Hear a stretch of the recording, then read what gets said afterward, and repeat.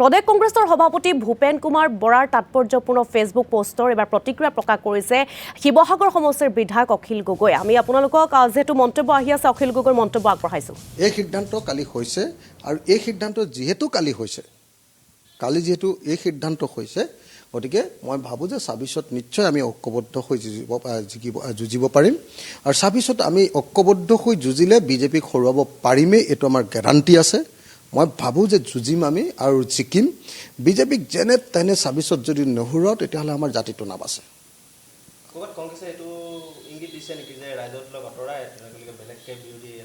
সেইটো আপুনি কংগ্ৰেছক সুধিব লাগিব। আমিতো একলগ হ'বৰ কাৰণে দৃঢ় প্ৰতিজ্ঞ, আমিতো ঐক্যবদ্ধভাৱে বিজেপিক হৰুৱাবৰ কাৰণে আমি দৃঢ় প্ৰতিজ্ঞ। যদি আন কোনোবাই ভাবে যে নহয় ৰাজ্যৰ দলক নোহোৱাকৈও মানে বিজেপিক পৰাভূত কৰাটো সম্ভৱ, তেতিয়াহ'লে তেখেতসকলে তেনেকুৱা সিদ্ধান্ত ল'বও পাৰে। মই নাজানো, মই দেখা নাই কিন্তু দেই ক'তো, আপুনি কোৱাৰ কাৰণেহে মই কৈছোঁ। কিন্তু এটা কথা খাটাং থাকক আপোনালোকে, আমি ৰাইজৰ দলে সিদ্ধান্ত লৈছোঁ। কালিৰ দিনটোত আমি যিখন মিটিং হ'ল সেই মিটিঙত আৰু আন সকলো দলে সিদ্ধান্ত লৈছিলে, উপস্থিত থকা প্ৰত্যেকটো দলে, যে আমি ঐক্যবদ্ধভাৱে ইলেকশ্যনটো খেলিম আৰু ২৬ত আমি বিজেপিক পৰাভূত কৰাম।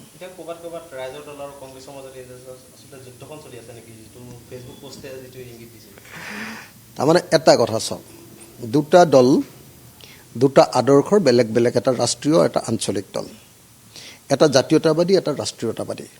সেই দুটাৰ মাজত যেতিয়া ঐক্যবদ্ধ হ'বলৈ যাব তেতিয়াতো অলপ চলপ তৰ্ক বিতৰ্ক আলোচনা বিলোচনা হ'বই। এইটো ডেমক্ৰেচিৰ এটা অৰ্নামেণ্ট, এইটো গণতন্ত্ৰৰ এটা অলংকাৰ। মোক এটা কথা কওক, আপুনি বিয়া পাতিছে নাই মই নাজানো। বিয়া পতাৰ পাছত নিজৰ পত্নীৰ লগত নিজৰ পতিজনৰ অলপ হ'লেও তৰ্ক বিতৰ্ক চলে, কিন্তু সেইটোতো কেতিয়াও বাহিৰলৈ নাহে, কেতিয়াওতো বাহিৰলৈ নাহে, হয়নে নহয়? মোৰ ৱাইফৰ লগতো মাজে মাজে মই তৰ্ক কৰোঁ, মোৰ ৱাইফেও মোৰ লগত কেতিয়াবা তৰ্ক কৰে, সেইটোতো কেতিয়াও বাহিৰলৈ নাহে। আৰু সেই দুটা তৰ্ক বিতৰ্কৰ মাজেদিহে আমাৰ সম্পৰ্কটো বেছি ভাল হয়, বুজিছে নাই? দিনত যদি তৰ্ক হয়, ৰাতি পত্নীৰ লগত আমাৰ সম্পৰ্কটো আৰু বেছি মানে ঘনিষ্ঠ হয়। এই ভাত খাওঁতে আমি ইটো সিটো কওঁ, ভুল হ'ল এই বাদ দিয়া, হয়নে নহয়? এইটো পৰ্যায়লৈ যায় আমাৰ। গতিকে এটা বস্তু আপোনালোকে মনত ৰাখিব, সংবাদ মাধ্যমে যিটো বস্তু প্ৰচাৰ কৰাটো খুব প্ৰয়োজন সেইটো হ'ল যে কালি আটাইবিলাক দলে ঐক্যবদ্ধ হোৱাৰ সিদ্ধান্ত লৈছে আৰু সকলোৱে ঐক্যবদ্ধ হৈ আগবাঢ়ি যাবৰ কাৰণে আমি ঠিক কৰিছোঁ আৰু ঐক্যবদ্ধভাৱে আমি বিজেপিক পৰাভূত কৰিম। আৰু আমাৰ কাৰণে ভাল কথা যে বিজেপিৰ যিবিলাক পাৰ্টনাৰ, সেই পাৰ্টনাৰবিলাকে অসম গণ পৰিষদে চাৰেণ্ডাৰ কৰি দিয়ে, যে কা আইনখন বিদেশী খেদিম বুলি জন্ম হোৱা পাৰ্টিটোৱে কা আইনখনত চহী কৰি দিলে। আমাৰ কাৰণে অসমীয়া মানুহৰ কাৰণে ভাল খবৰ যে ৰাইজৰ দলে তেনেকুৱা ধৰণে মানে হেৰি নকৰে, আত্মসমৰ্পণ নকৰে, যুক্তিতৰ্ক কৰি সুন্দৰকৈ এটা কমন মিনিমাম প্ৰগ্ৰেম তৈয়াৰ কৰিবলৈ চেষ্টা কৰে। সেইটো ক'তনো বেয়া দেখে আপোনালোকে? কেলেনো ডাঙৰকৈ ওলোটাকৈ সংবাদ মাধ্যমবিলাকে প্ৰচাৰ কৰি দিয়ে? এতিয়া হিমন্ত বিশ্ব শৰ্মা আৰু যে বিজেপিৰ ৰাজ্যিক সভাপতিজনৰ মাজত সাংঘাতিক ধৰণৰ শীতল যুদ্ধ চলি আছে, এইটোতো আপোনালোকে নিউজ জানে চবে।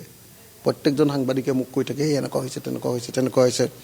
সভাপতিজনে হিমন্ত বিশ্ব শৰ্মাৰ মানুহজনক, সেই যে কি নাম, বোকাখাটৰ যে কি আকাশ ফুকনক যে আপোনাৰ এক্সপেল কৰি দিলে, সভাপতিৰ যে কেপাচিটিটো দেখুৱাই দিলে। হিমন্ত বিশ্ব শৰ্মাই ইমান দিন ধৰি তেওঁক ৰক্ষণাবেক্ষণ দি আছিলে। সাংঘাতিক ধৰণৰ কাজিয়া।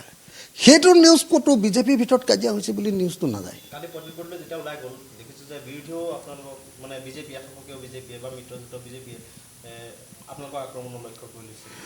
বিজেপিয়েতো যদি পাৰে আমাৰ দুইটাকে মাৰিয়ে পেলাব খুজিব, যে সিহঁতি নাথাকিলেই ভাল, আৰু নহ'লে সিহঁতি দুটাৰ মাজত কাজিয়া কৰি থাকক বুলি ভাল পায়। গতিকে আক্ৰমণটো বিজেপিয়ে কৰিবই। বিজেপিয়ে আক্ৰমণ কৰিলে মানে আমি সঠিক ঠাইত আছোঁ। বিজেপিয়ে যদি আক্ৰমণ কৰে তেতিয়াহ'লে জানিব লাগিব যে আমি সঠিক ঠাইত আছোঁ। আৰু মই এটা কথা প্ৰতিদিন টাইমৰ জৰিয়তে সকলো মানুহক জনাব খোজোঁ যে ৰাইজৰ দলে ২০২৬ চনত সকলো বিৰোধী দলৰ লগত ঐক্যবদ্ধভাৱে নিৰ্বাচন খেলিব। এইটো ক্ষেত্ৰত ৰাইজৰ দলে কেতিয়াও কোনোদিন কম্প্ৰমাইজ নকৰে। খালি ৰাইজৰ দলৰ এটাই দৃষ্টিভংগী আছে যে এনেকৈ নিৰ্বাচন খেলিবলৈ যাওঁতে যাতে সঁচাসঁচিকৈ অসমৰ স্বাৰ্থ সুৰক্ষিত হয়, মানে চৰকাৰ গঠনৰ পাছত যাতে আমি অসম গণ পৰিষদৰ নিচিনাকৈ যাতে আমি চাৰেণ্ডাৰ কৰি দিবলগীয়া নহয়, তাৰ কাৰণে আমি এটা নীতিগত প্ৰশ্নত একেলগতে যাব খোজোঁ তাৰ কাৰণে কমন নিৰ্মাণ প্ৰগ্ৰেম এখন বনাই ল'ব খোজোঁ দ্বিতীয় কথা যে এটা আঞ্চলিক শক্তি হিচাপে আমি বিজেপিয়ে এজিপিক যি কৈ দিলে তেনেকেই মানিব লাগিব এইবাৰ এজিপিক বিজেপিয়ে অকল 9খন চিট দিব হয়নে নহয় আপোনালোকে চাব এইবাৰ বিজেপিয়ে এজিপিক অকল 9খন চিট দিব আৰু নহ'লে মানে ধমকি দি বহুৱাই দিব তো এই যে ধমকি দি নেশ্যনেল পাৰ্টি এটাই এই আঞ্চলিক দল এটাক বহুৱাই দিয়ে আৰু অতুল বৰাই যে মনে মনে নেজডাল পেলাই দিয়ে সেই বস্তুটো ৰাইজৰ দলৰ ভিতৰত নাই বুজিছেনে আমি যুক্তি তৰ্কৰ মাজেদি আমি এটা অমূহতীয়া সিদ্ধান্তলৈ আহিব খোজোঁ আৰু এই অমূহতীয়া সিদ্ধান্তলৈ আহিব খোজাৰ এই যিটো আমাৰ মাজৰ যিটো যুক্তি তৰ্কৰ আমাৰ যিটো পৰিৱেশ সেই পৰিৱেশটোক বহুতে আকৌ নিগেটিভ বুলি ভাবে এইটো নিগেটিভ নহয় এইটো খুব পজিটিভ তেতিয়াহে অসমৰ স্বাৰ্থ পূৰণ হ'ব আমি সন্মান সহকাৰে সদায় এলায়েন্সত থাকিব খোজোঁ আৰু সন্মান সকলোকে দিব খোজোঁ আমি সকলোকে ডাঙৰ সৰু সকলো পাৰ্টিকে আমি সন্মান দিব খোজোঁ আৰু আমাকো সকলোৱে সন্মান দিয়াটো বিচাৰোঁ আসনক লৈ এতিয়ালৈকে আলোচনা হোৱাই নাই আসনক লৈ আলোচনা হ'ব আৰু আসনক লৈ আলোচনা হয় একো কাজিয়া নালাগে আমি বুজাবুজিৰ মাজেদি সকলোৱে মিলি বিজেপিক হৰুৱাটো আমাৰ মুঠতে লক্ষ্য আৰু আমি এইবাৰ বিজেপিক হৰুৱাম সকলো অসমবাসী ৰাইজ নিশ্চিন্ত হৈ থাকক যে আমি বিৰোধীবিলাক ঐক্যবদ্ধ হৈছোঁ আৰু হ'বলৈ গৈ আছোঁ আৰু ঐক্যবদ্ধ হৈ বিজেপিক ব্ৰহ্মপুত্ৰত 2026 চনত এইবাৰ দলিয়াই পেলাম আৰু পেলাম কোনেও বিজেপিক এবাৰ ৰক্ষা কৰিব নোৱাৰে যদি আমি ঐক্যবদ্ধ হওঁ আৰু ঐক্যবদ্ধ হ'বৰ কাৰণে আমি সম্পূৰ্ণৰূপে এতিয়া সাজু ৰীতা চৌধুৰী বাইদেৱে এখন আপোনালোকে মুকলি চিঠি লিখিছে সামাজিক মাধ্যমৰ জৰিয়তে তেওঁ ব্ৰহ্মপুত্ৰ উপত্যকা বঁটাটো লৈ আপুনি সমালোচনা কৰিছিলে সেই লৈ তেওঁ এটা পোষ্ট দিছে আপুনি চাইছেনে নাই মই চোৱা নাই আৰু বাইদেৱে কি সমালোচনা কৰিছে মই এইটোও নাজানো ব্ৰহ্মপুত্ৰ উপত্যকা বঁটাটোক লৈ মই চাগে হ'ব পাৰে মই কিবা কৈছিলোঁ যদিও এতিয়া মনত নাই কিন্তু বাইদেউ মোৰ সাংঘাতিক শ্ৰদ্ধেয় বাইদেউ মোৰ ডাইৰেক্ট টিচাৰ আছিলে বাইদেউ কটন কলেজত বাইদেৱে আমাক পলিটিকেল চায়েন্স পঢ়াইছিলে আৰু বাইদেৱে যিকেইটা ক্লাছ কৰিছিলে সেইকেইটা সুন্দৰ ক্লাছ কৰিছিলে গতিকে মই এটাই কথা আপোনাক কওঁ যে বাইদেউ মোৰ ৰীতা বাইদেউ মোৰ অতি শ্ৰদ্ধেয় কিন্তু বাইদেউৰ লগত মোৰ এটা অকণমান গেপ আছে কি বাইদেউ যিহেতু চন্দ্ৰমোহন পাটোৱাৰী ডাঙৰীয়াৰ পত্নী আৰু চন্দ্ৰমোহন পাটোৱাৰী ডাঙৰীয়া যিহেতু বিজেপি নামৰ দলটোৰ লগত আছে সেইকাৰণে বাইদেউৰ লগত মোৰ অনবৰত এটা ৰিলেশ্যন মানে এটা যোগাযোগত থকাটো মোৰ কাৰণে অলপ টেকনিকেলি অসুবিধা সেইকাৰণে এই যোগাযোগটো কম থকাৰ কাৰণে হয়তো কেতিয়াবা ভাবিব পাৰে বাইদেৱে এনেই ভুলকৈ ভাবিব পাৰে এই অখিলে মোক গুৰুত্ব দিয়া নাই নেকি ষ্টুডেণ্ট হিচাপে মই বাইদেউৰ ওচৰত হাতযোৰ কৰি কৈছোঁ যে বাইদেউ আপোনাক মই ভাল পাওঁ শ্ৰদ্ধা কৰোঁ আপোনাৰ প্ৰতি সন্মান সদায় আছে আৰু যদি কেতিয়াবা কিবা পলিটিকেল বিষয়ত মই সমালোচনা কৰিছোঁ বাইদেউ এইটো মোক নধৰিব কিন্তু মই আপোনাৰ একদম ষ্টুডেণ্ট অবিডিয়েণ্ট ষ্টুডেণ্ট আৰু মই আপোনাৰ প্ৰতি সদায় শ্ৰদ্ধা আৰু ভাল পোৱা ভাৱ ৰাখি থাকিম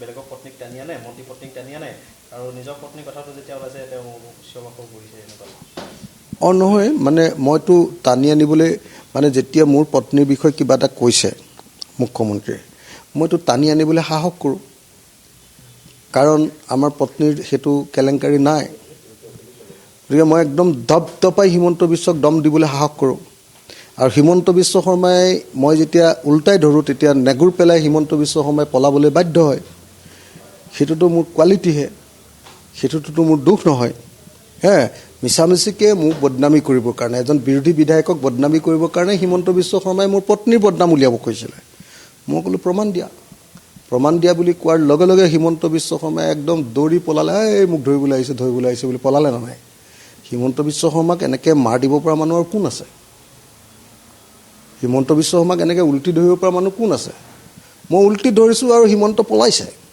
এইটোৱে সত্য আৰু সেইটোত বাইদেউ সোমাব নালাগে নহয় আকৌ সেইটো বাইদেউক মই শ্ৰদ্ধা কৰোঁ কিন্তু বাইদেউ আকৌ সেইটোত কেলৈ সোমাব লাগে আকৌ সেইটোতো হিমন্ত বিশ্ব শৰ্মাকতো মই ধৰিমেই মোৰ বিষয়ে ক'লে কিবা আমাৰ পৰিয়ালৰ বিষয়ে ক'লে ধৰিমেই আকৌ হয়নে নহয় আমিতো কেলেংকাৰী কৰি চাকৰি লোৱা মানুহেই নহয় টুইণ্টাৰৰ প্ৰসংগটো মুখ্যমন্ত্ৰীয়ে কালি এটা ফেচবুকত পোষ্ট দিছে যে টুইণ্টাৰ হৈ আছে মই এটা কথা ভাবোঁ যে আমাৰ মুখ্যমন্ত্ৰী হিমন্ত বিশ্ব শৰ্মাৰ নিচিনা মিছলীয়া মানুহ পৃথিৱীত কোনোদিন জন্ম হোৱা নাছিল অসমীয়াত এটা বাক্য আছে আপাদ মস্তক মিছলীয়া মানে মোৰ যে এই ভৰিৰ তলটো এই ভৰিৰ তলৰ পৰা একেবাৰে গৈ চুলিৰ আগলৈকে মিছা এইটো যদি কৈ দিব পাৰে আপুনি তেতিয়াহ'লে এইটোক আপাদ মস্তক মিছলীয়া বুলি কয়।